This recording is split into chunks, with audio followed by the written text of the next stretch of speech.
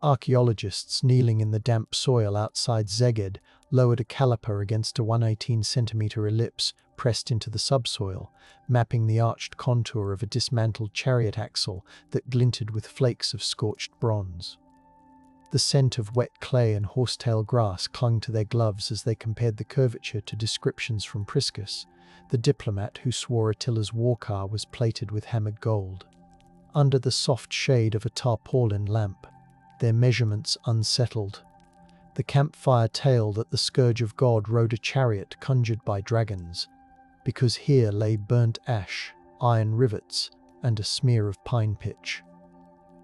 The myth had promised a tomb guarded by rivers diverted at sword point, yet the levelled earth whispered of craftsmen practicing balance and weighted drag. The hush of the evening field asked whether the echo of a wheel rut could ever replace the fevered legend of a warlord who vanished without a grave. If this gentle history soothes you, please subscribe softly tonight. The first tactile glimpse of Attila arrives through Priscus of Panium, who sat beneath oiled lamps in 449 CE, dining on wooden trenchers while translating his diplomatic mission into hurried wax tablet notes that smelled faintly of beeswax and smoke. He recorded the linen cloths arranged over polished wooden benches, the silver cup offered, then withdrawn, revealing that the Hun king preferred rough-hewn goblets banded with iron. Priscus heard the low thud of drums outside the hall and watched the lamplit shimmer on Attila's simple sword, a weapon described as minimal, yet heavy enough to dent the reed mats under his feet. What was the diplomat to make of a ruler whose restraint felt theatrical? Attila's court shimmered because of craftsmen labouring at the edges of the great Hungarian plain, hammering composite bows while the night air tasted of glue boiled from bone. Recovered bow tips from the Tisa River, carbon dated to the mid-5th century, bend around horn cores just as Ammianus Marcellinus feared. Elastic limbs that could punch arrows through layered Roman scale. Blacksmiths quenched narrow blades in troughs that hissed, shaping small sea axes used to slit tasseled belts, an intimacy of leather and steel absent from Roman catalogues. The reflective hush of the workshop, interrupted only by the rasp of files, invites us to wonder if empire truly quakes at the sound of tools brushing rawhide. The breath of the steppe carried ritual stakes as Attila consults a carved sword believed to be the blade of Mars, yet the object Julius Firmicus recounts was likely a 92-centimeter single-edged sabre recovered near Szeged in 1926, its grip smelling of earth after centuries underground. The iron spine bears striations that match Sarmatian smithing patterns, revealing alliances rather than divine inheritance. Instead of thunder, the weapon's story is a dry scrape of rust beneath a conservator's scalpel. Still, the myth persists because the dim tent and flickering lamplight made it easier to believe that iron could glow with godly warning. The silence held because respect feels safer than demystifying sacred metal. The sand remembers tonight. Instruments hum softly. The hollow waits for a whisper carried by starlit frost. The horse herds that thundered along the Hungarian lowlands left behind bones scarred by repetitive archery posture, and zooarchaeologists at Debrecen University traced muscle attachments that thickened from hours of riding without saddles. Teeth patterns show grain feeding reserved for prized mares, proving logistical precision, while the smell of dried dung still clings to surviving corrals uncovered near Sentes. These animals hauled not just warriors, but the weight of tribute negotiated in soft, deliberate tones by Attila's envoys. The reflective question lingers. Was the empire threatened more by the hooves' vibration or by the negotiation tents perfumed with steppe milk? We slip to the western Roman frontier, where Bishop Leo met Attila near the Po River in 452, under a slate sky that tasted of rain and fear. Later mosaics show the Pope in shimmering gold, yet the only reliable note is Prosper of Aquitaine's chronicle, written in ink that soaked into vellum like a heartbeat. His lines mention hunger ravaging the Hun camp more than swordplay, a detail that rustles like damp linen. Stillness settled because famine speaks more softly than war trumpets. Could the real deterrent have been the smell of sickness wafting from stalled wagons rather than angelic apparitions?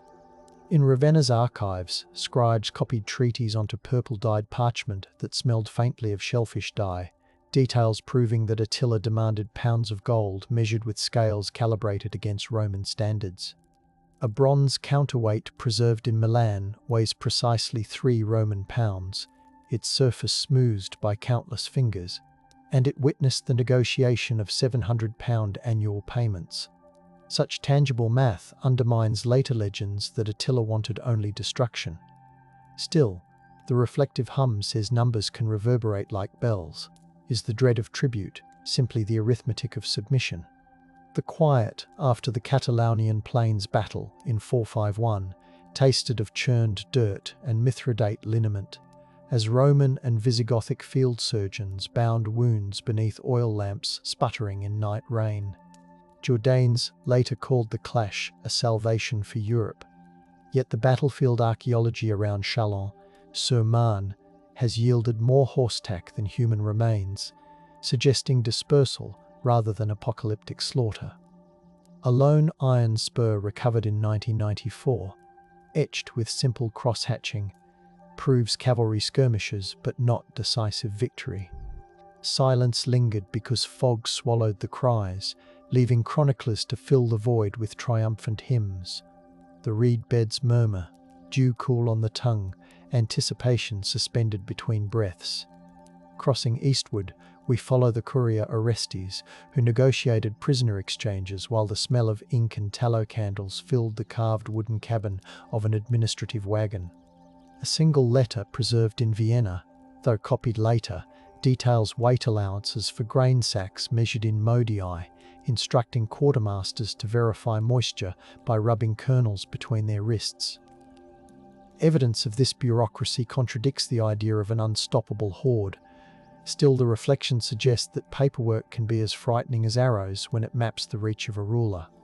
Attila's diplomacy with the Eastern Roman court emerges through the Margus Treaty of 435, whose surviving fragment, written on papyrus that crackles like dry leaves, specifies the return of fugitives within 30 days.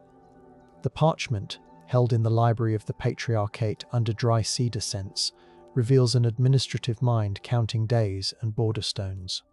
Yet the reflective murmur wonders why later storytellers preferred to recall rivers turned to torrents of blood instead of the methodical tapping of styluses on tablets. When the Huns overran Naissus, historians describe flames licking marble, yet the archaeological layer from the late 430s shows collapsed roofs baked red by intense heat alongside grain storage jars still half full, smelling faintly of scorched wheat even today. A coin hoard unearthed near the Forum contains solidi minted in Constantinople, their edges smooth from circulation, proving the city's wealth persisted after the raid. The reflection surfaces gently. Perhaps resilience grows in the taste of grit between teeth, not in heroic verses. The night wind hushes, barley dust drifts, breath waits in the rafters. In the remote sanctuary on the Alfold Plain, diviners listened for omens by running their hands over horse skulls hung from linden branches, a ritual recorded by the chronicler Sirmiensis, in a text now only preserved in a 12th century copy that smells of aged parchment and resin. The skulls bore cut marks aligning with sacrificial practices observed among sedentary Sarmatians, suggesting cultural exchange. Suppression followed. Byzantine writers later omitted these ceremonies to paint the Huns as ungodly. Yet the reflective question lingers: what wisdom was silenced when rituals sounded more like dialogue than menace?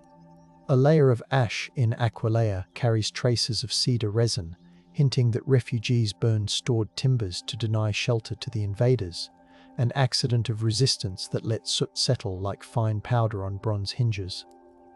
Ammianus describes walls melting under Hun assault, but chemical analysis of mortar reveals collapse caused by weakened joints, not mystical fire. The reflective tone wonders why the image of supernatural flame hypnotizes more than the truth of crumbling engineering. Silence rises because humiliation prefers shadows to daylight. Jumping to the 6th century, Cassiodorus, writing from Ravenna, compiled the Getica, blending Hun tales into Gothic lineage while the smell of sea salt invaded his scriptorium. He merged fragmentary reports into a lineage myth, proving that memory can be forged like metal. The act of compilation muffled individual voices because politics required a grand narrative. Does the smooth vellum cool under the fingertips hold more sway than the voices lost in the redaction? The lamps flicker, wax drips, time sways in the draft. In the 8th century, a monk at Saint-Denis copied the frightening phrase flagellum Dei, while a storm rattled the abbey shutters, the damp scent of stone mixing with candle soot. He inserted Attila into Christian eschatology, turning the warlord into divine chastisement, effectively suppressing the nuance of diplomacy that earlier sources preserved. The reflective whisper admits that awe can be a cage. Once sanctified fear crystallizes. Who dares to erase it? The cloister sighs, echoing with distant footsteps like waves on stone. The 12th century Nibelungenlied reimagines Attila as Etzel, hosting feasts where wine splashes and torches twist smoky patterns across timbered halls. This poetic retelling thickened the legend with tactile excess, gold-threaded tapestries emitting faint scents of lanolin, benches polished by countless hands. Yet the poem's drama served courtly entertainment, not archival fidelity. Why did the singer's harp drown the quieter rustle of ledgers and treaties? Silence held because performance dazzled, and memory surrendered to applause. Frost clings to the strings, breath curls in verse, the hall glows in embers. Renaissance cartographers, mapping the Danube, annotated sections as Old Camp of Attila, while ink bled slightly on vellum that smelled of gallnuts.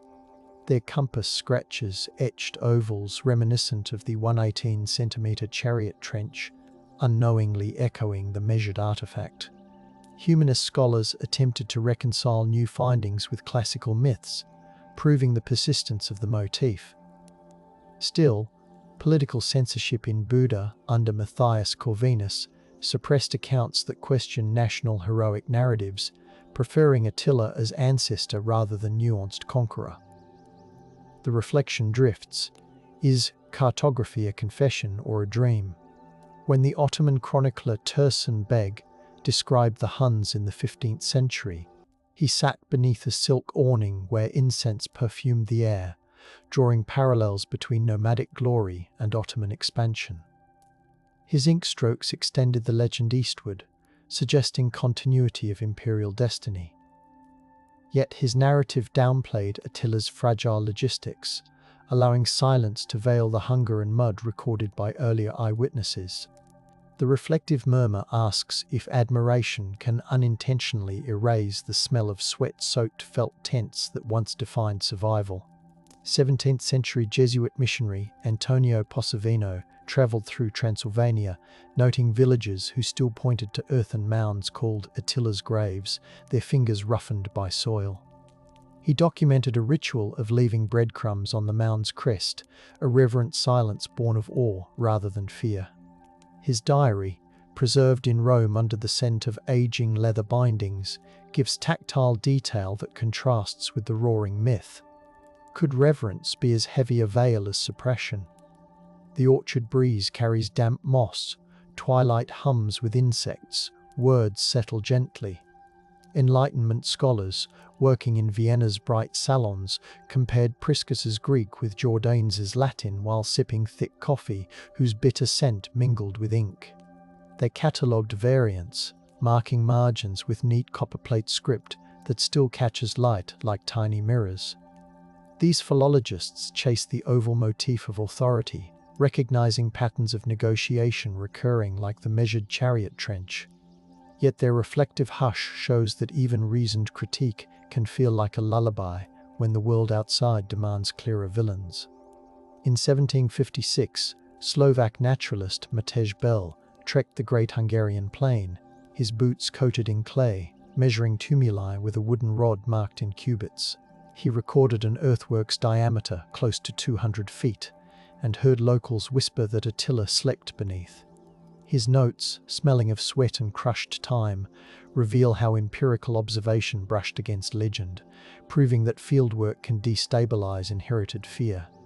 Still, Accidents like collapsing burrows claimed explorers, and the resulting caution prolonged silence.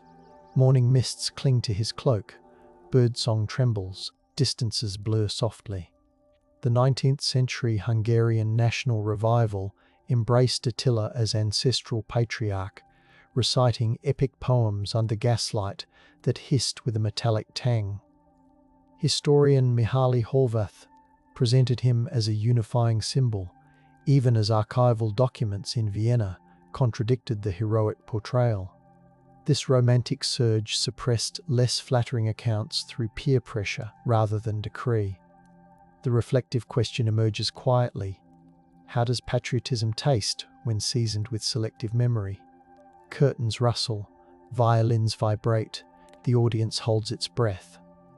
In 1847, archaeologist Floris Roma inspected a grave field near Szeged, his fingertips tracing corroded bridle bits that smelled of iron oxide and damp grass. He documented the bridle's cheek pieces, noting wear consistent with constant travel, grounding the legend in migratory logistics.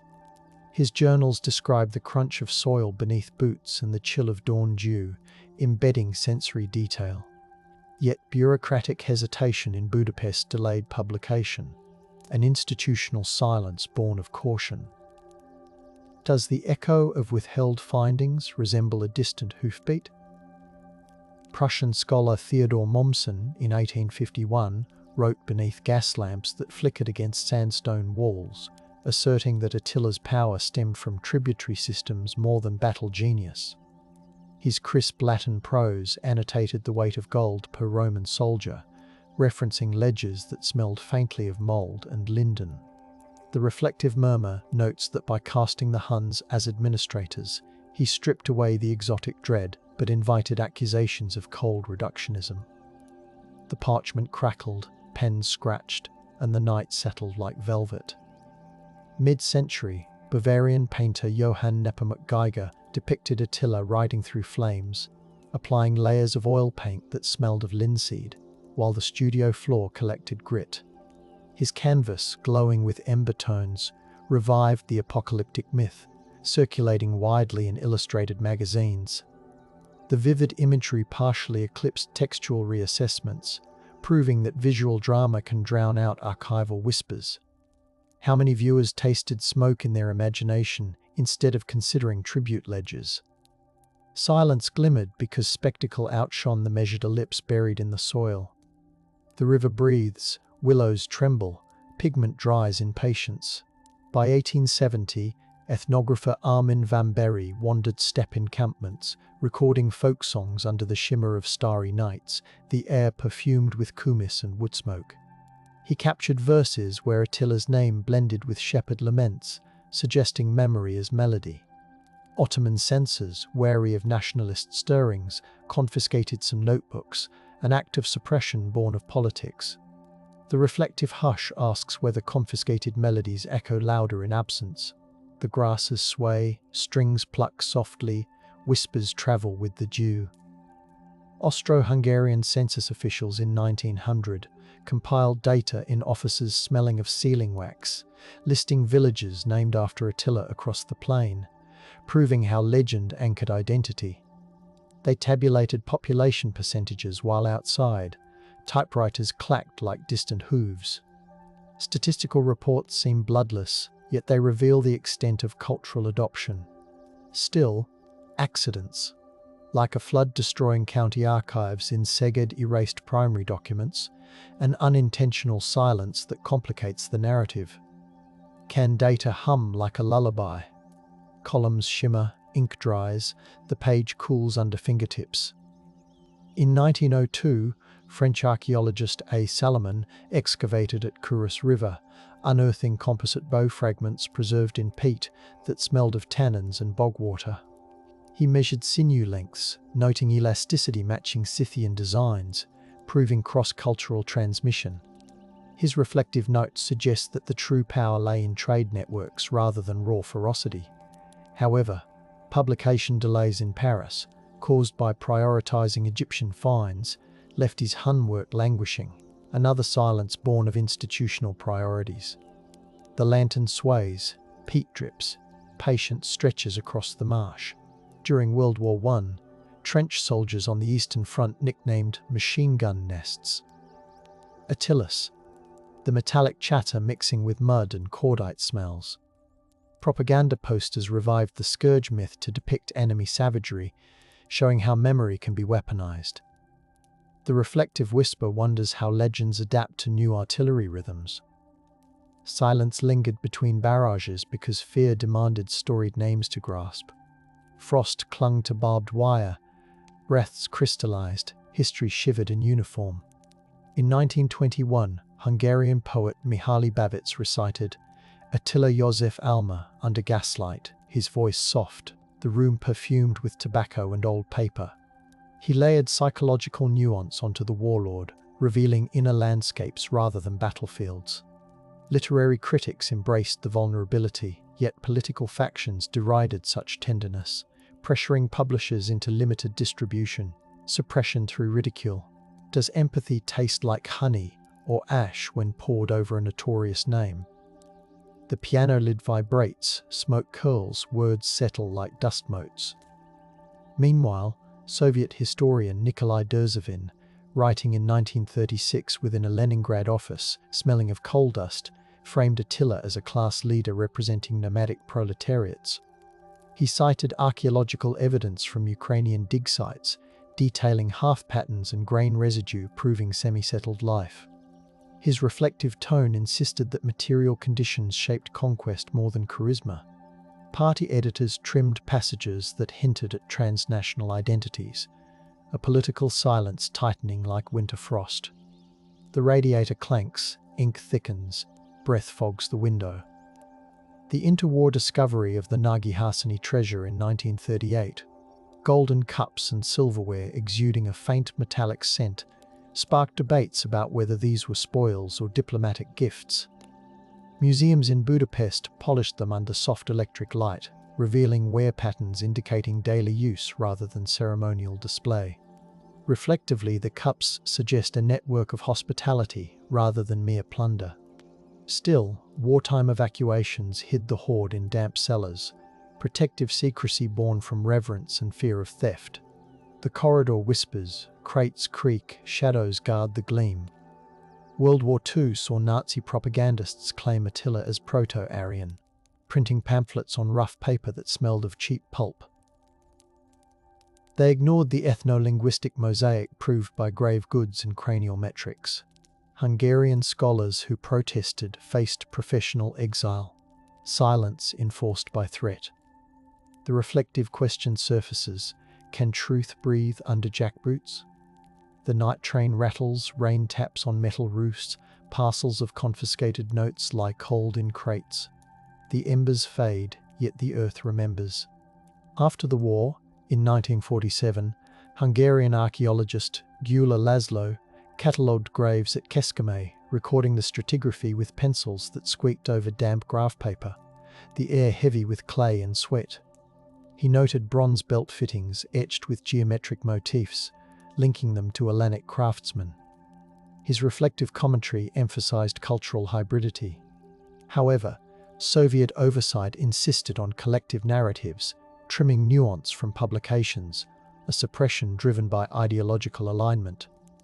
The tent flap rustles, lanterns swing, catalogue cards flutter softly. Breath condenses, patience hums. In 1953, Romanian historian Nicolae Stoicscu translated Priscus while listening to folk fiddles in Bucharest cafes, the aroma of plum brandy thick. He highlighted the diplomat's admiration for Hun discipline, challenging Western demonization.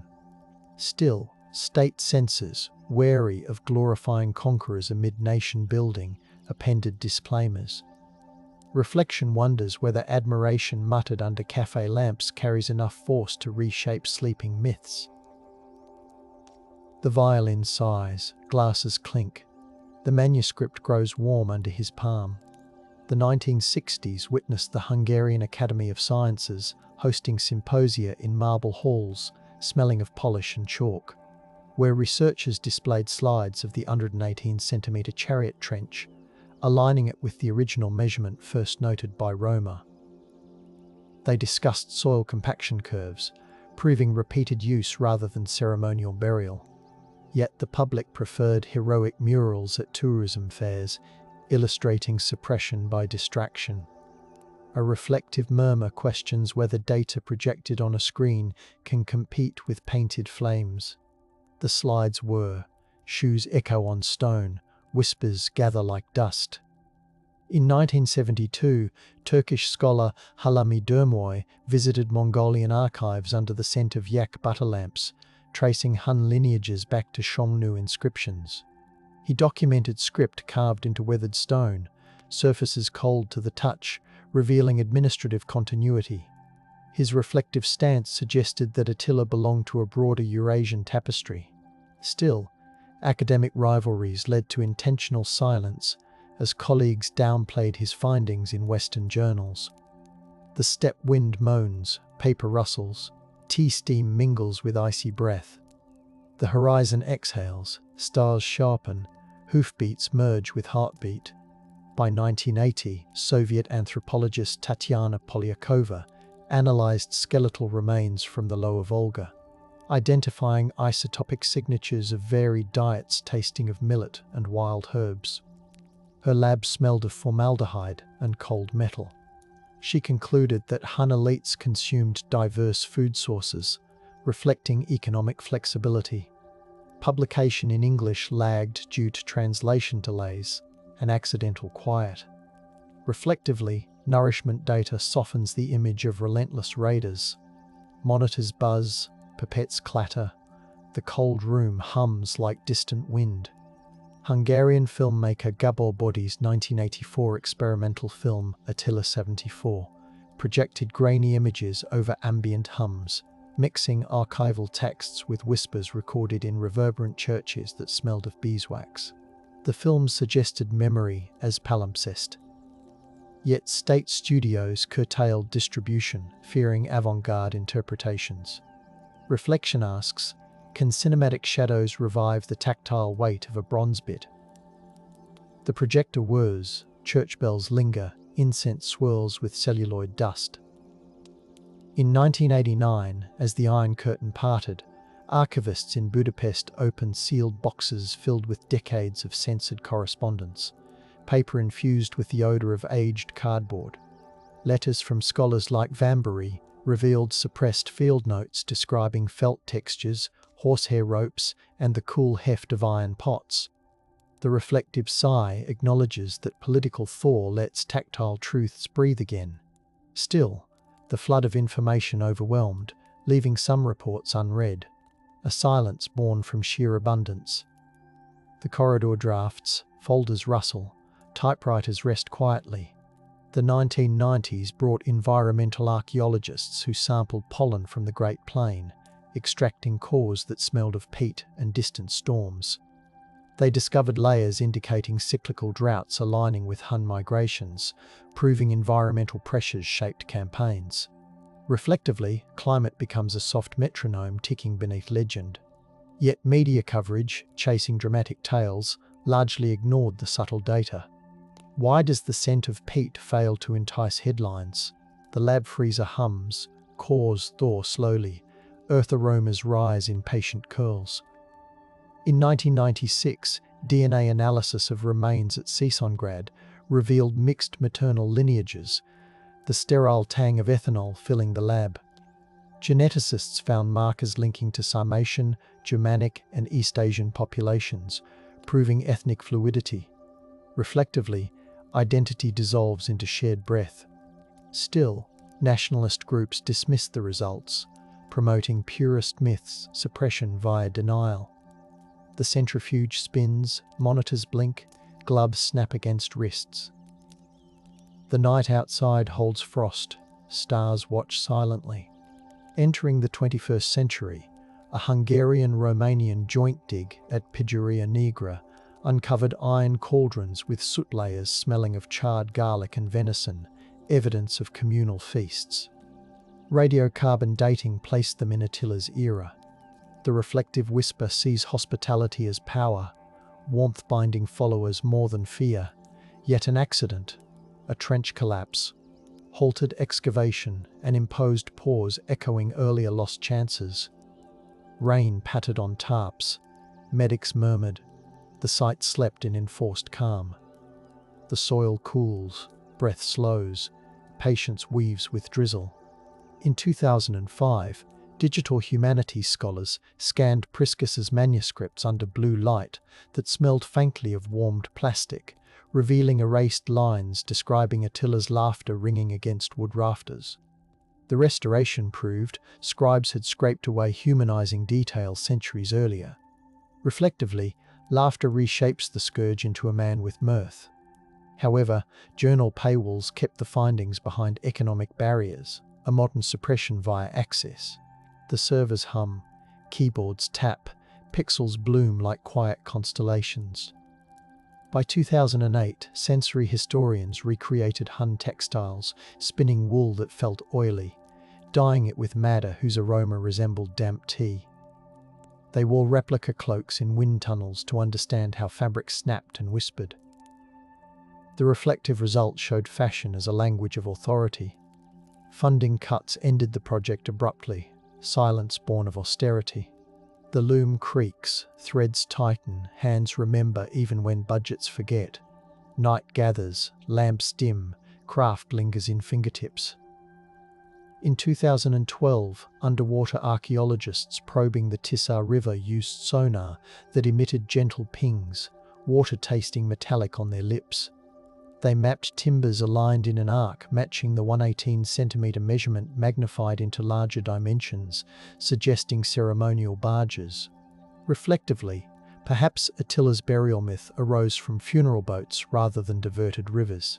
Still, floods that year buried equipment in silt, an accidental hush. The current swirls, bubbles rise, sonar pulses echo like distant drums. A 2014 exhibit in Budapest's Hungarian National Museum displayed Attila-inspired artifacts under diffuse lighting, the room smelling faintly of cedar and bronze polish. Curators juxtaposed the chariot axle casting with medieval manuscripts, inviting visitors to feel the tension between measure and myth. Reflectively, the curation suggested harmony between tactile truth and narrative allure. Yet some attendees sought only battle reenactment footage, skimming past subtlety. A silence through inattentiveness. Footsteps soften on carpet. Audio guides murmur.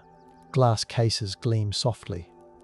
In 2016, drone surveys over the Alfold captured burial mounds at sunrise. The air crisp, rotors slicing the stillness. Thermal imaging detected subsoil anomalies shaped like crescents, resonating with the elliptical motif from the first excavation. Reflectively, technology becomes a new lamplight. However, privacy regulations restricted data release, a silence rooted in legal caution. The drone lands with a faint whir, grass rustles, the sky blushes with early light. The 2017 excavation near Szeged revisited the chariot ellipse, this time under LED worklights emitting a cool hum, the soil moist. Conservators lifted bronze bosses sticky with ancient resin, their gloves picking up earthy aromas. They compared notes with 1850s diaries, revealing continuity of measurement. Reflectively, the oval becomes a compass pointing through centuries. Still, local folklore insisted the trench was a dragon's footprint, reverent silence guarding tradition. Cicadas buzzed, trucks idled softly, the pit shone like a muted mirror. The sand remembers tonight, instruments hum softly, the hollow waits for a whisper carried by starlit frost. In 2018, interdisciplinary conferences in Szeged gathered climatologists, linguists and metallurgists in halls smelling of coffee and polished wood. Papers presented isotopic maps, philological nuances and metallographic analyses of sabres with striated grips. Reflectively, the synergy suggested that Attila's power derived from orchestrating diverse skills. However, tensions flared when specialists refused to cross-reference, creating intellectual silences born of pride. The projector clicks, notebooks turn, the air vibrates with restrained breath. The 2019 discovery of a Hun child's grave near Marko introduced delicate glass beads shimmering under morning mist. The soil carried a sweet vegetal smell, and textile remnants clung like soft cobwebs. Analysis showed Mediterranean glass traded northward, proving economic reach. Reflectively, the child's burial speaks of care and the value placed on continuity. Yet conservation protocols postponed public display, reverence choosing quiet preservation. How does tenderness rewrite the legend of ravages? Dew gathers, skylarks call, the mound rests warm. In 2020, pandemic restrictions forced researchers to analyze artifacts remotely, the glow of monitors replacing the smell of soil. High-resolution scans of the 188-centimetre ellipse allowed virtual reconstructions of wheel geometry, confirming engineering skill. Reflectively, distance deepened contemplation, aligning legend with digital precision. Still, closed borders paused active digs, accidental silence blanketing the plains. Keyboards clacked, video calls crackled, the night outside felt unusually still. By 2021, VR recreations allowed museum visitors to glide through a simulated Hun camp, hearing soft flute notes and smelling, through aroma diffusers, hints of smoked meat. The virtual chariot axle gleamed, measured precisely, bridging myth with data. Reflectively, immersion fosters empathy. Yet technology glitches muted some experiences, an accidental quiet. The headset hums, invisible wind brushes virtual braids, history breathes in coded whispers. In 2022, a collaborative publication translated Priscus anew, capturing his cadence in lyrical Hungarian while preserving Greek precision. The studio where translators worked smelled of fresh paper and green tea. They debated whether his description of Attila's eyes implied weariness or vigilance. Reflectively, language becomes a chariot wheel rolling through time. Still, some footnotes referencing modern politics were excised by cautious editors, suppression through editorial prudence. Pens drift, pages flip, voices soften into dusk. The 2023 drought exposed riverbanks revealing wooden stakes aligned with the chariot measurement, their surfaces rough, smelling of sun-baked algae. Dendrochronology dated them to Attila's decade, suggesting mooring posts. Reflectively, waterlines traced logistical expertise. Local authorities, fearing looting, covered the site with tarps, silence enforced to protect. The air tastes of dust. Dragonflies hover, tarps snap gently. The hush is protective, like a hand shielding candle flame. Now, in the present whisper, we revisit Szeged's field, lanterns casting warm circles on the 118-centimetre imprint. The soil feels cool against fingertips, the night carrying the scent of rain and distant acacia. Every measurement, every ledger, every song threads into a tapestry, where Attila stands not as an unknowable scourge, but as a leader whose power flowed through logistics, rituals, and the delicate management of awe. The legend persists, yet within its glow we sense the grit of wood grain and hear the creak of wheels. Still we wonder whether the missing tomb is an accident of river currents, an intentional secret born of reverence, or simply a story that finds strength in remaining unresolved. The earth draws a quiet breath, stars listen, and the mystery stays open, inviting us to lean closer without shattering the hush.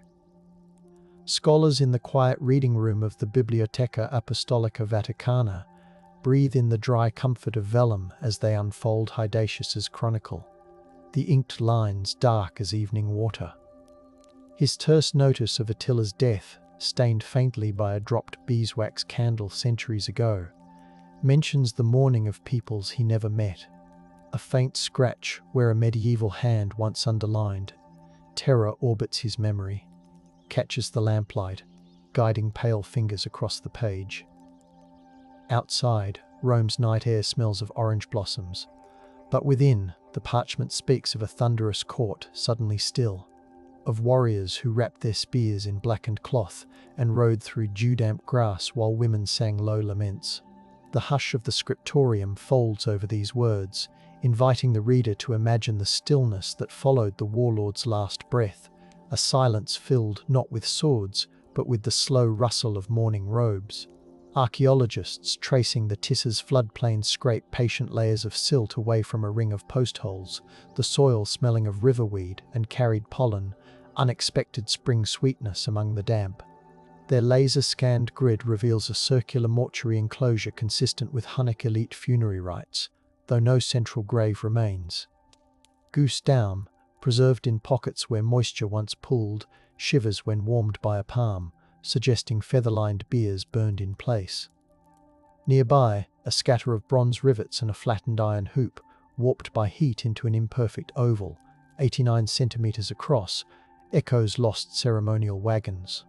The excavators whisper the names recorded by Jordanes, Elak, Dengizik, Ernak brothers, left to partition an empire now measured in charcoal and ash. The river keeps its secrets, murmuring against the bank, while the new data adds a soft footnote to ancient grief. Centuries later, in a Constantinopolitan workshop heavy with frankincense and drying papyrus, scribes of Marcellinus comes record the aftershocks of the Hun Empire's breakup. Their styluses tick across wax tablets as the city outside basks in salt-laden breezes.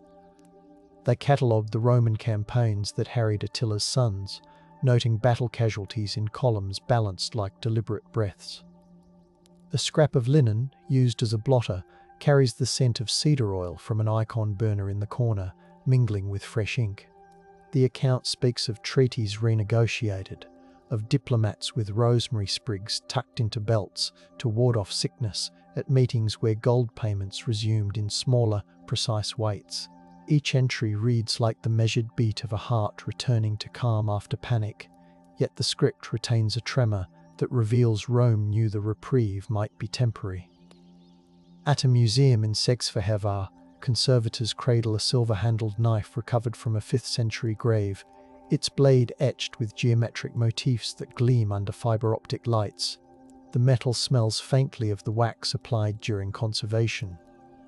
But beneath it lies the tang of earth that cradled the weapon for 15 centuries. Micrographs show wear patterns matching bread slicing more than war, hinting that Hun households sustained themselves with daily rhythms alongside campaigns. A scrap of woven reed mat glued to the handle's residue evokes quiet meals, perhaps attendants serving Attila simple fare, while diplomats fretted over tribute. The case label recounts Sidonius Apollinaris's letters describing the hunched riders and their hard-baked bread, tying literary observation to the artifact's texture. Visitors lean close, the glass cool against their foreheads, as they picture the warlord breaking a loaf in a tent lit by tallow lamps, the scent of smoke clinging to his coat. Further east, in a research lab in Kazan, scientists analyze strontium isotopes in horse teeth excavated from the Volga steppe. The lab air smells sharply of ethanol and cold metal shelves, and a gentle hum from the mass spectrometer fills the room like distant bees. The samples reveal migrations north to the forest edge during harsh drought years around 440 CE, aligning with Chinese chronicles of climatic hardship. Granular data shows deliberate herd management. Mares and foals grazed on calcium-rich meadows, while sturdy stallions roamed on saltbush flats. These choices speak of strategists attentive to pasture cycles, binding Attila's campaigns to the smell of crushed sage and the whistle of winter grass in stressed seasons. The scientists note it in calm prose, but the cores glow with color-coded maps that trace hoofbeats across continents. A linen-bound codex in Munich holds the Gesta Hungarorum, its illuminations brushed with pigments that still smell faintly of egg tempera when warmed by gallery lights. The chronicler claims that the Magyars descended from Hun ancestors, weaving Attila into medieval Hungarian identity. In miniature, the warlord sits beneath a canopy of cobalt and vermilion, a falcon perched on his wrist and a silver goblet at his side. The parchment squeaks softly when turned, releasing a breath of ancient animal hide. While the story bends history into myth, Marginal notes from a 15th century reader question the lineage, the ink faded but still legible under raking light. The manuscript whispers of a nation craving pedigree, of scribes in midnight scriptoria listening to rain on lead roofs as they penned genealogies that smelled of lamp oil and old wool. In an Icelandic turf house museum, visitors read the 13th century Atlamale, while the air smells of smoked lamb and peat. The poem recasts Attila as Atli, a brooding host who lures heroes into a twilight feast. Oral tradition swaddles the saga in echoing grief. The translation notes creak under the weight of consonants thick as sea mist. Scholars compare the verse to Hungarian chronicles, seeing how northern bards trimmed Hun brutality into familial treachery, setting the tale among flickering whale oil lamps. Outside, Atlantic winds hiss against sod walls, underscoring how far the legend sailed.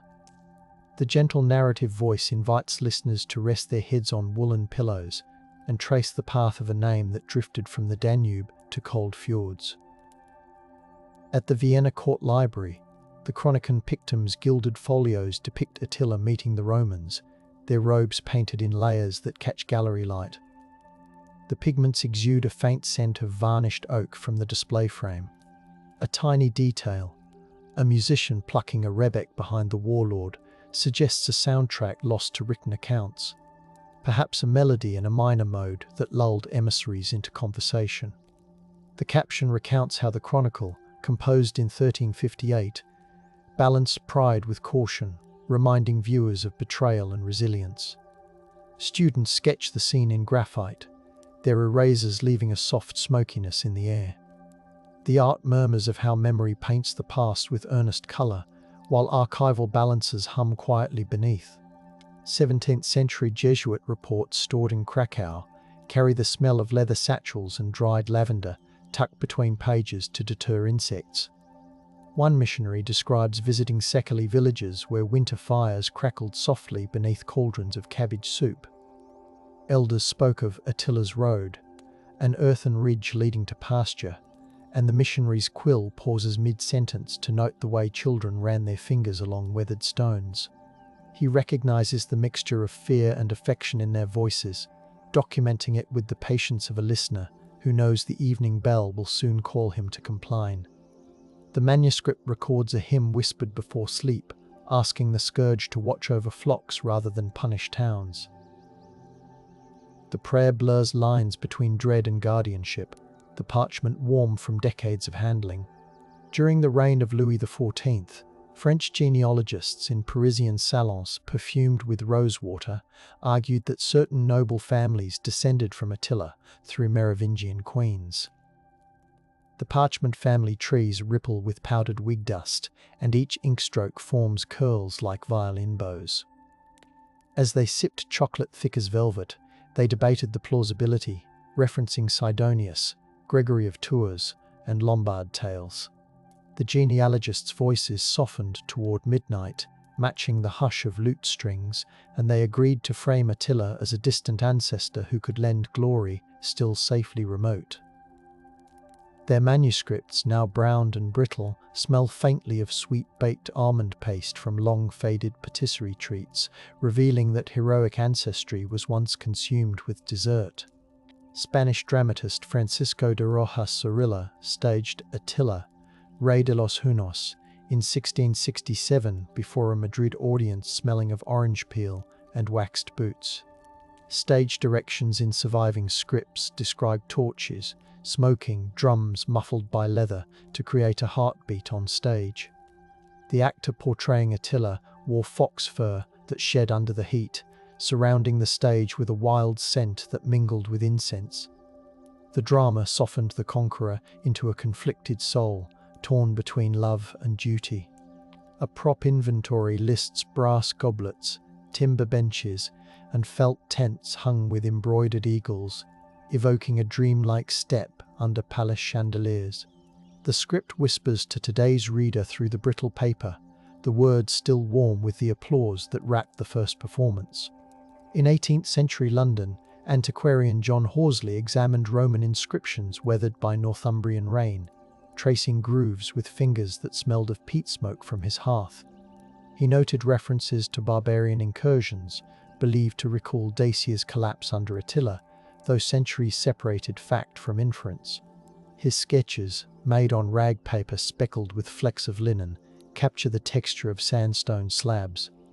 Horsley's footnotes compare the inscriptions to Priscus's testimony, weaving a tapestry where the chill of Hadrian's wall tangles with sun-baked Pannonian plains. The final page carries a faint bruise where a press flower once lay, perhaps a reminder that even the wake of conquest leaves space for quiet reflection. 19th century composer Franz Liszt. The air around his Weimar studio, thick with candle wax and coffee, drafted an unfinished symphonic poem titled Attila's Dream. Sketches show strings murmuring in minor thirds, while French horns hold long, velvety notes like wind over grass. Liszt scribbled in pencil, a graphite sheen smudging under the pink pads of his fingers. He jotted references to Priscus's descriptions of wooden cups and to the rumble of hoofbeats, intending to translate them into orchestral textures. The piece remained a fragment, yet listening to the recorded reconstruction today, echoes of hammered dulcimer and muted trumpets shimmer like moonlight on the Tisa. The music, gently surging, feels like a lullaby built from distant thunder. In Budapest's Hungarian National Archives, archivists open the Gesta Honorum et Hungarorum, Simon of Caesar's 13th century chronicle, releasing a scent of dust, ink, and the faint ghost of wormwood inserted as repellent. Simon writes that Attila's tent flaps were stitched with motifs borrowed from Parthian banners, linking east and west in threads and knots. Marginal doodles show knights with braided hair. A later hand added playful ink dots like a starry sky around the king's head. Scholars trace the genealogies that connect medieval Hungarian clans to Attila's imagined sons, understanding that the story served to knit communities during uncertain reigns. The hush of the archive is thick, broken only by the soft slide of cotton-gloved fingers turning pages. Ethnographers in the 1890s recorded Szekely lullabies that mention Attila's horses drinking from moonlit wells. Wax cylinder phonographs captured voices humming in kitchens fragrant with plum jam and wood smoke. One recording preserves the rustle of skirts and creak of a cradle, the melody winding around the words Ne aluje, hunyogo, silage, urging a sleepy child to dream of the scourge guarding the door against wolves. Transcriptions in pencil faintly smear after decades, but the rhythm remains. Listening through modern headphones, the hiss of the cylinder becomes a gentle rain behind a song that reimagines a conqueror as a sentinel, a whispered promise to little ears. Early 20th century anthropologist Aurel Stein hiked along the Silk Road, his satchel smelling of camphor to repel insects, tracing references to the Xiongnu in Chinese annals. He paused at Dunhuang's Mogao caves, where paintings of armored riders with narrow eyes and high cheekbones gallop through swirling clouds of mineral pigment. The scholar's diary notes the cool touch of clay walls and the faint scent of bat guano mixed with incense. He speculated that the Xiongnu's legacy filtered westward, contributing to Hunnic military traditions.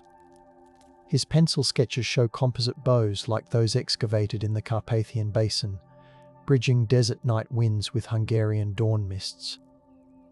The desert's hush wraps the notes, aligning east-west with gentle insistence.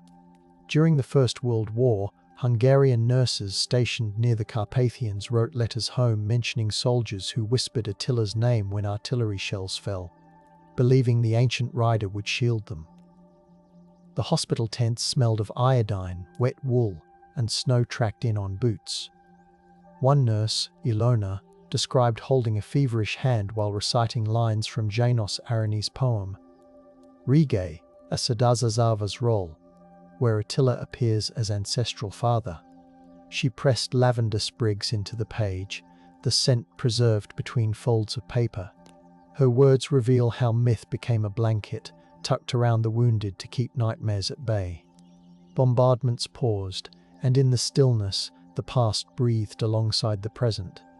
In Prague's interwar cafes, surrealist painters daubed canvases that blurred Attila's profile with locomotives and smokestacks. The air smelled of coffee grinds and turpentine. One canvas, now in a private collection, shows the warlord's silhouette dissolving into riveted steel, suggesting modern industry as a new horde. Thin washes of grey drip like rain on coal piles, as shards of red recall torchlight. Critics gathered to watch the artist tilt the canvas, letting pigment flow under gravity, a modern echo of diverted rivers revealing restless histories. The gentle conversation pulled around metaphors, Attila as industrial revolution, as social upheaval. The painting rests in quiet now, varnish mellowing. Still the comparison hums softly like machinery in evening fog. In Soviet-era Hungary, schoolchildren listened to radio dramas dramatizing the Battle of the Utis River, the static-filled broadcasts smelling of hot valves and dust-heated Bakelite. Actors spoke with careful enunciation, their voices softened by reverb to evoke wide plains.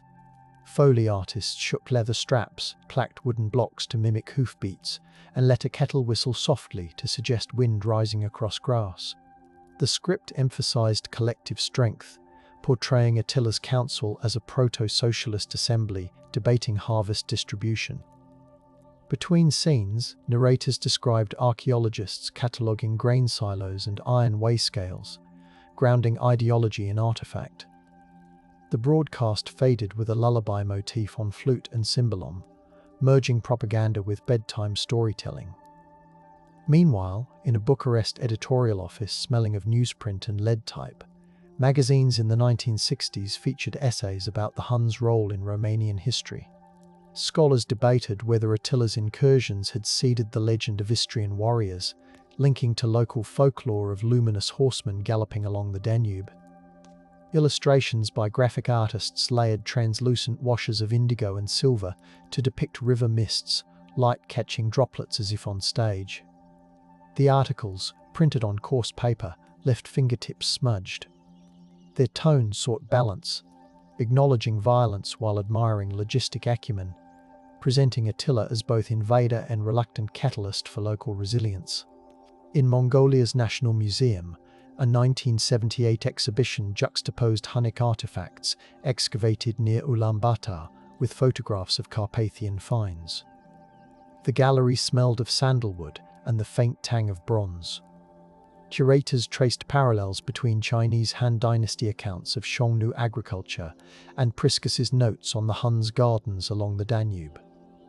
A map marked with red silk threads linked Orkhon Valley to Pannonia, the threads taut and smooth under visitors' fingers.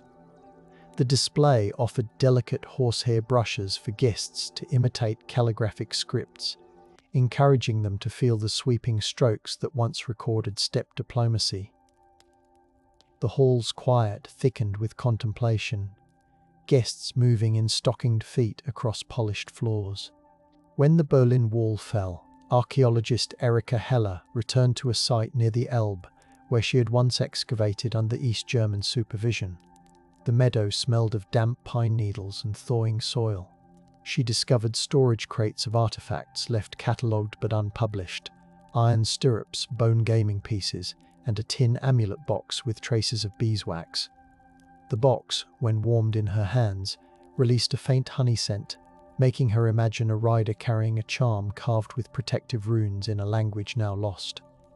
Heller's field notebook, bound in cracked brown leather, captured the sun's warmth on her shoulders as she remeasured pits carved into sandy loam. The data, combined with reopened archives, allowed a new narrative where Attila's followers lingered on German plains, bartering, mending harnesses, telling tales beside cooking fires. Contemporary linguists in Debrecen compare Hun loanwords preserved in Hungarian, Chuvash, and Yakut languages. Their conference room smells of printer toner, strong tea, and freshly sharpened pencils. Slides project phonetic diagrams, each curve representing a syllable shaped over centuries. They trace words for felt, for horse milk, for iron rivet, hearing echoes of Priscus's Greek transliterations. A visiting scholar demonstrates how the word satra, meaning tent, morphs across dialects, her voice lilting. The assembled audience listens, notebooks open, forming constellations of cognates. Outside, rain taps windows, a steady rhythm urging patience. Language becomes a soft harness binding cultures, coaxing understanding through whispered etymology. In a laboratory at the University of Cambridge, proteomic analysis of Hun cauldrons extracts residue of mare's milk, millet, and wild garlic. The lab smells of distilled water and plastic pipette tips. Scientists grind samples into powder finer than flour, then watch as chromatograms bloom like meadow grasses, each peak a flavor note. The results show communal feasts, mixing steppe staples with Roman imports like wine, an aromatic mingling of sour, sweet, and tannic. A researcher closes her eyes and imagines steam rising from a night cookfire, smoke threading through the camp while Attila's council holds quiet debate. The data prints on glossy paper, the ink still damp when fingers touch it, confirming that even the Scourge shared meals fragrant with hospitality. Modern reenactors in Slovakia set up Hun camps for summer festivals, their tents smelling of tanned leather, pine smoke, and freshly oiled bows.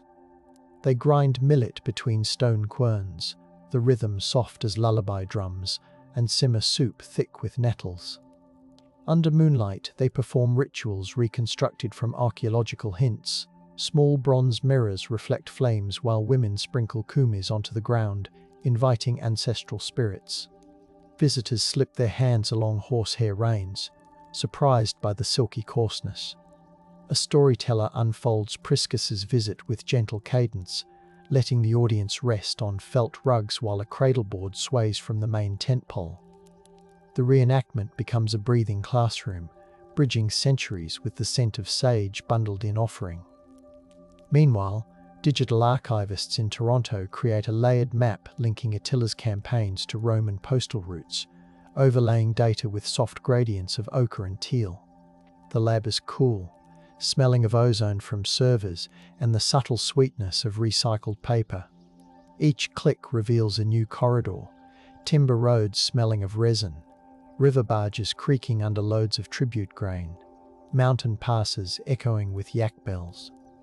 The map pulses gently, animation showing supply trains moving like slow constellations. Users can toggle sensory descriptors, causing pop-up notes to mention the tartness of fermented mare's milk or the grit of wind-borne dust at Aquileia's walls. The digital interface glows in the dark, inviting late-night explorers to glide through history like a quiet river. In 2015, cardiologist Laszlo Mackay donated his grandfather's journal to the Debrecen City Archives. The leather cover smells of pipe smoke and tallow. Inside, the elder Mackay recounts wandering the plains in 1910, sleeping beside barrows locals swore held Hun kings. He describes the taste of spring water drawn from wells lined with timber blackened by age, and the sight of dragonflies hovering over boggy flats. He records old men recalling a family tale, Attila commanding each clan to carve symbols into wood, hung on posts to mark grazing rights. The journal's pages crackle softly, delivering a blend of folklore and field observation that feels like a lullaby hummed by time itself. Japanese historian Nakamura Yuki sits in Kyoto's National Diet Library, the tatami mats smelling faintly of straw as she compares the Kojiki's tales of conquerors to Hunnic stories. She notices subtle coincidences, a king who laughs softly in council, a prince who rides a piebald horse into sunrise.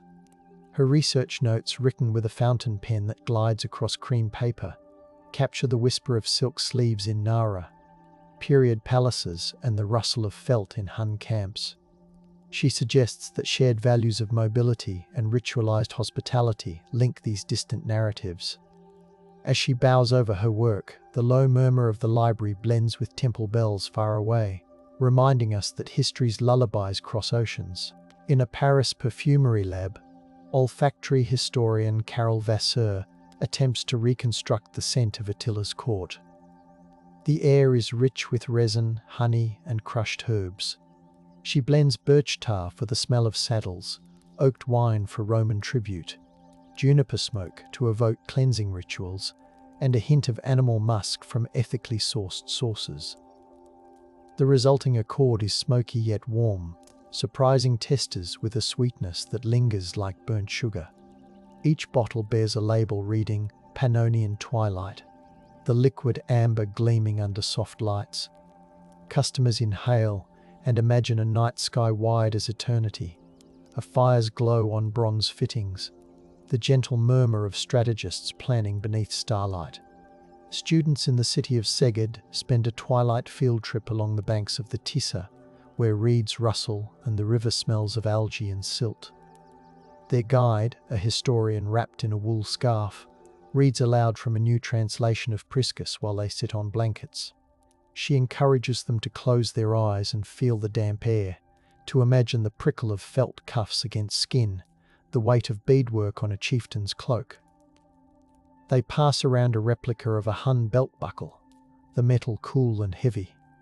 Fireflies drift like falling sparks, and the students whisper questions about myth, evidence, and how to hold both gently.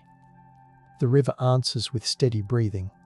DNA laboratories in Stockholm sequence the remains of a 5th century Hun woman found near the Kurus River, the room chilled and smelling of ethanol, nitrile gloves and static-free plastic.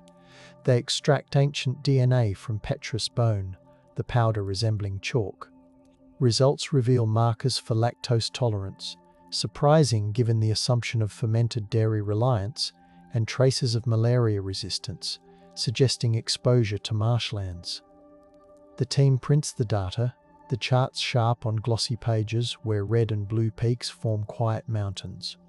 They imagine her riding through morning fog, the taste of metal on her tongue from a bronze cup, the hum of bees around wildflowers. The data becomes a whispered biography, each base pair a syllable in a gentle chant. Italian restoration experts in Ferrara carefully clean a 15th century fresco of Attila meeting Pope Leo, the scaffolding smelling of fresh pine and lime plaster. Strokes of ultramarine re-emerge from beneath soot, revealing details often overlooked. The Pope's attendants hold sprigs of laurel. The warlord's horse wears a harness studded with hematite discs that catch light like stars. The restorers work with soft goat hair brushes, their hands steady, their breath slow. Removing grime becomes an act of unveiling dialogue, showing that the confrontation was painted as delicate negotiation rather than raw intimidation. Viewers later stand in the cooled chapel, the fresco shimmer bathed in diffused sunlight, and the story breathes again. American poet Camille Reyes writes a book-length poem titled Pannonian Lullaby, composing in a Brooklyn studio that smells of basil, rain-damp concrete, and printer ink. Her verses thread Attila through postpartum insomnia, city sirens, and the soft cooing of pigeons. She imagines the warlord's mother humming under a felt awning, the melody turning to wind that now whispers between apartment buildings. Draft pages, pinned to a corkboard, flutter when the window opens. In lines of free verse, she renders the chariot axle as an anchor in restless nights, and Attila's councils as support groups discussing resource, sharing under starlit yurts. The poem's gentle cadence invites modern readers to hold the scourge as a figure of restless care, not only rupture. Slovene spelunkers exploring karst caverns near Postojna discover charcoal drawings on limestone walls, stick figures on horseback, rows of dots, and a circle bisected by a line. Carbon dating hints at late antique origins, though scholars are cautious. The cave smells of damp stone, cool and mineral-laced. A faint breeze carries the scent of wet leaves. Archaeologists suggest the markings could be signals used by Hun scouts or local communities recording tribute deliveries. They document the drawings with low-light photography, the shutter clicking softly. The cave's echo transforms whispers into slow thunder, making each observation feel sacred. The marks remain ambiguous, a quiet voice from underground offering yet another layer. High in the Carpathians, botanists study meadow composition, the air sharp with pine sap and whistling wind. They identify plant species favoured by heavy grazing in the 5th century: feather grass, wild rye and fragrant clover. Soil samples smell of clay and crushed roots.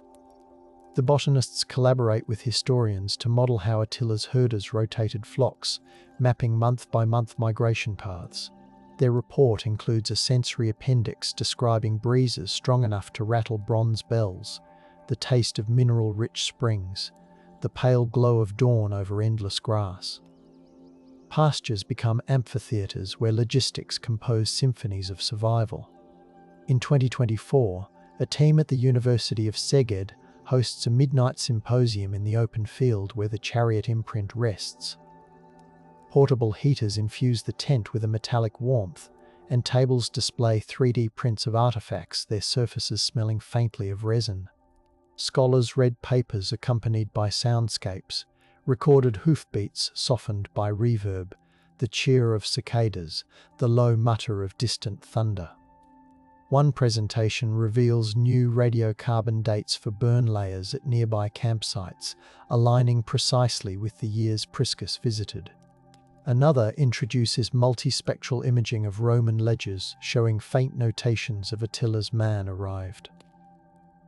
Attendees sip chamomile tea, their breath steaming in moonlight, as they consider how each discipline adds a petal to a blooming portrait. Hungarian handweavers in Szeged reconstruct Hunnic textiles using warp-weighted looms. Their workshop smells of lanolin, flax and dyed wool. Threads dyed with madder, walnut hulls and weld hang like soft rainbows. As they weave, they tap their feet in time with spindle whirs, creating a rhythm reminiscent of horses trotting. Finished fabrics, thick yet supple, display diamond patterns echoing those on excavated belt plaques. They drape a cloak over a mannequin, the cloth falling heavy and warm. Visitors run hands along the weave, feeling the texture that once brushed Attila's shoulders. The weavers speak softly about continuity, their voices blending with the loom's creak into a soothing hum. Meanwhile, theologians in Rome revisit the idea of Attila as flagellum Dei, Scourge of God, discussing how the label shaped Christian thought. The seminar room in the Pontifical Gregorian University smells of old books and polished marble. A slide shows a marginal note in a Carolingian homily where a scribe added golden pigment to the phrase, elevating it to a divine metaphor. Another presenter reads a letter from a bishop who interpreted Attila's arrival as divine warning to reform, the parchment still smelling of the lavender sachet stored with it. The conversation flows gently, acknowledging fear while embracing nuance. Voices rise and fall like Gregorian chant, concluding with a shared silence that honors both suffering and resilience. In a community center in Marco, elders host storytelling nights for children. The hall smells of paprika stew, freshly baked bread, and wax crayons. Grandparents sit on cushions, telling tales of Attila's horses singing beneath the moon, of young pages counting tribute coins while chewing licorice root to stay awake. A volunteer strums a kobza, its nylon strings replaced by gut to capture old timbres. Children draw what they hear, shimmering tents, copper bells, wheat bending under wind. The drawings adorn the walls, each crayon line a new lens on memory. Parents watch, arms around each other, as the story settles like a soft blanket over the evening. Archaeometallurgists in Krakow melt down tiny surplus fragments from Hun arrowheads to analyze alloy composition. The foundry smells of hot iron, graphite crucibles, and charred wood. Sparks float like fireflies as the metal liquefies, glowing orange. The results show deliberate mixtures. Iron tempered with traces of nickel and manganese, indicating knowledge of ore sources from beyond the Carpathians. The scientists note how such metallurgy required seasoned craftspeople, their hands calloused, their ears tuned to the hissing of quenching baths. The report, printed on rag paper, rustles as pages turn, stating in gentle academic language that the Hun war machine depended as much on artisanal intimacy as on ferocity. Australian historian Marika Sipos curates an online archive of Attila-themed postage stamps. The collection features designs from Mongolia, Hungary, Romania, and even Cuba, each smelling faintly of gum arabic when moistened. High-resolution scans show variations. Attila clad in scarlet, in emerald, on horseback, standing before a map. Sipos writes commentary describing the tactile pleasure of lifting a stamp with tweezers, the soft whisper as it leaves an album page. She connects each issue to political contexts: the 1956 Hungarian uprising, the 1969 Mongolian cultural renaissance. Her posts feel like letters from a friend, encouraging readers to linger over color gradients and the gentle sheen of printed legend. At the Smithsonian, a temporary exhibit pairs Attila's story with Native American perspectives on horse cultures. A Lakota elder describes how the first horses smelled of sage and sweat as they thundered over new grass. Beside displays of Hun artifacts, there are parfleche bags painted in earthy hues. Visitors breathe in cedar from the gallery's smudge bowl, linking steppe traditions with plains rituals. Interpretive panels note convergences, mobile societies, respect for animal partners, negotiations mediated under open skies. The exhibit's quiet tone invites contemplation, aligning global narratives with considerate reverence. In the Hungarian town of Orestes, nightfall reveals laser projections across a reconstructed earthwork circle. The air smells of dew-wet grass and nearby campfires. The show overlays Priscus's words, medieval chronicles, and modern findings in shimmering light, while speakers emit low drones reminiscent of wind.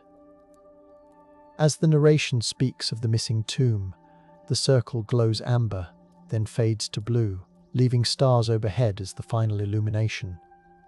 Attendees hold blankets around their shoulders, their faces silvered by moonlight. The projection concludes with a hush, encouraging everyone to listen to the night crickets, distant dogs, a soft breeze moving through poplars, suggesting that the story continues in sound. Serbian potters in Novi Sad craft replicas of Hun cauldrons, their studio smelling of wet clay and kiln heat. They mould vessels with flared lips, pressing comb patterns into the surface. When the kiln door opens, steam drifts out scented of clay and ash. The pots, once cooled, are seasoned by simmering water infused with thyme and bay leaf, imitating ancient practices to seal pores. The artisans record the process in notebooks with sketches and measurements, noting how the handles warm the hand when lifted by cloth. They pour herbal tea into the cauldrons, letting visitors sip and imagine communal meals under starry skies. Hungarian astronomer Mies Fodor observes the Perseid meteor shower from the Hortobagi, the plain smelling of sagebrush and warm dust. She notes in her journal how medieval chroniclers compared Attila's armies to falling stars, bright and terrifying yet brief. Through her telescope, meteors streak silver-green, silent flares in the dark. She whispers to her students about the comets recorded in Chinese annals during Attila's campaigns, considering whether celestial omens influence decisions. The group lies on blankets, feeling the cool earth and hearing night insects. Meteors fade, leaving faint trails like the memory of hoofbeats across the sky. In Rome's Palazzo Venezia, a quiet corner houses a bronze statue of Attila commissioned by Mussolini but veiled after the war. Conservators unveil it for study, the bronze smelling of wax polish. The warlord stands stern, his cloak sweeping like a wave. Historians discuss how regimes manipulate symbols, the conversation held in hushed tones to respect echoing halls. A historian runs a finger near the cloak's edge, not touching, just feeling the chill radiating from metal.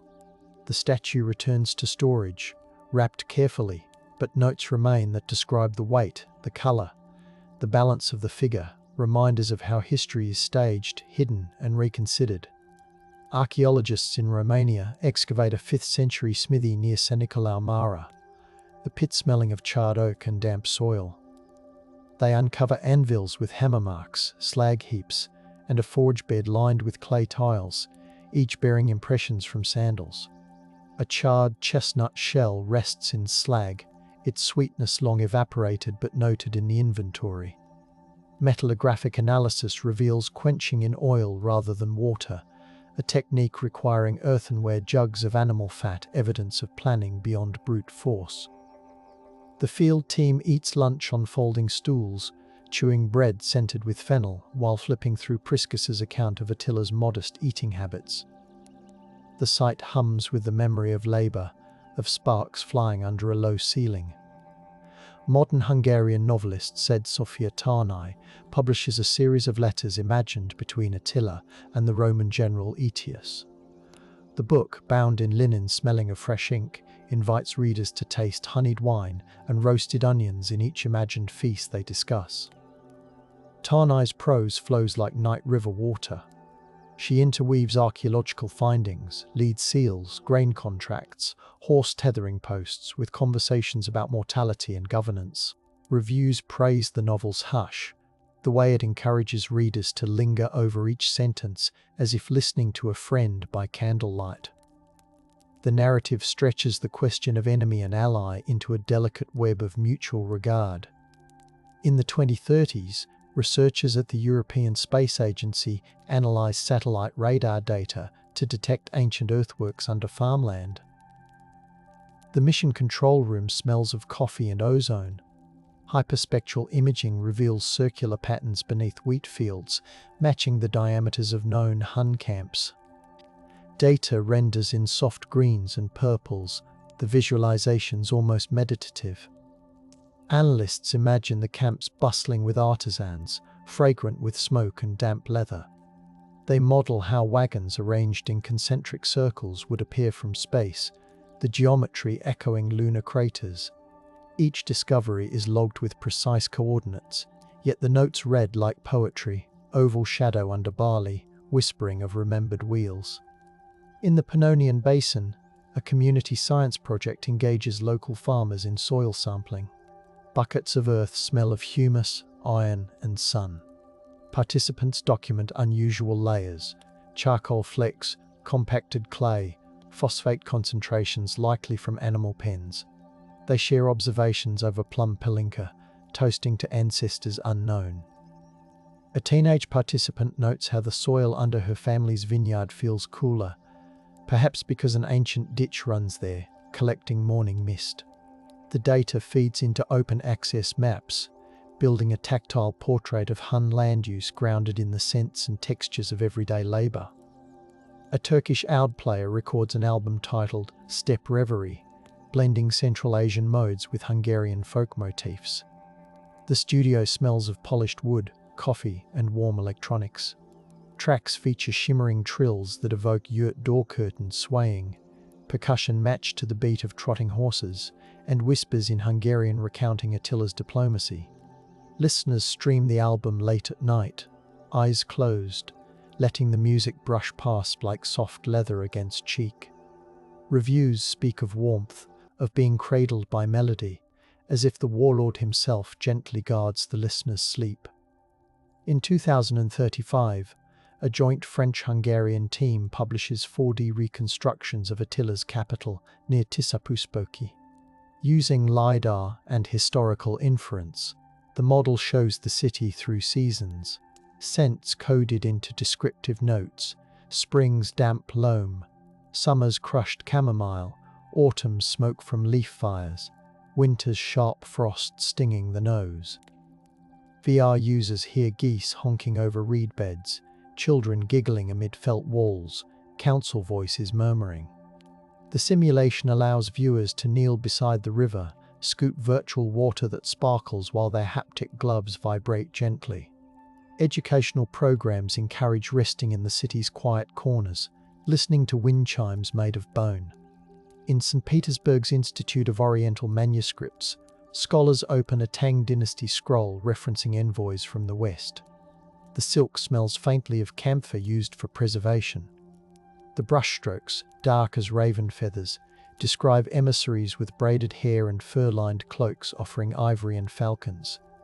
The text likely refers to Hunnic or post-Hunnic ambassadors negotiating along the Silk Road.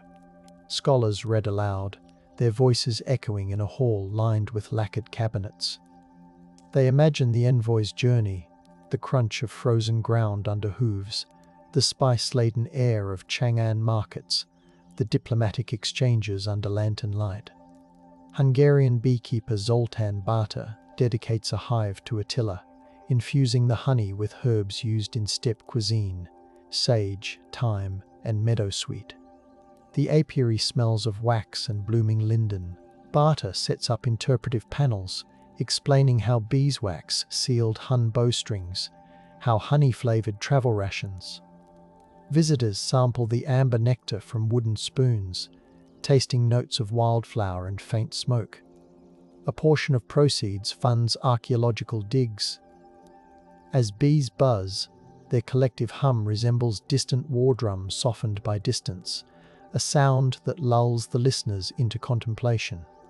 A future space mission named Pannon's Star sails past the moon, its crew carrying a memory capsule with Attila artifacts, a 3D print of the chariot oval, scans of Jordanus's manuscripts, recorded lullabies. The spacecraft smells of metal, filtered air, and freeze-dried meals.